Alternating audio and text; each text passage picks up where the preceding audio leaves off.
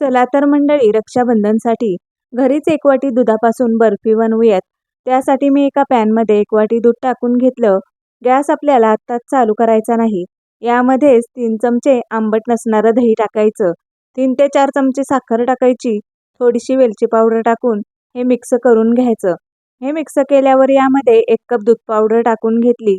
3 ते 4 चमचे तूप टाकून हे दुधामध्ये मिक्स करायचं. हे सर्व चांगलं मिक्स केल्यावरती आता गॅस चालू करायचा आणि हे मिश्रण चांगलं हलवत राहायचं.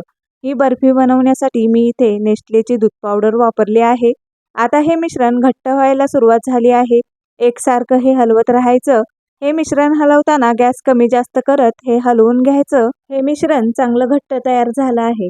तर आता आपण गॅस बंद करूयात आणि हे मिश्रण मी इथे एका चौकोनी डब्यामध्ये बटर पेपरवरती बदाम आणि पिस्त्याचे काप टाकले आहेत. त्यामध्ये हे मिश्रण टाकून घेऊयात आणि हे पसरवून घ्यायचं. तर अशा प्रकारे मी हे डब्यामध्ये पसरवून घेतलं आहे. याला झाकण लावून 15 मिनिट हे फ्रीजमध्ये सेट होण्यासाठी ठेवूयात. 15 मिनिटांनी हे असं प्लेटमध्ये काढायचं. याच्यावरचा बटर पेपर काढून घ्यायचा.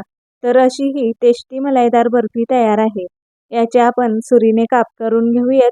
ही बर्फी या रक्षाबंधनला नक्कीच बनवून पहा. खूपच छान लागते. रेसिपी आवडली तर एक लाईक आणि माझ्या चॅनलला सबस्क्राईब नक्की करा. आणि हो, मस्त खा आणि स्वस्त रहा.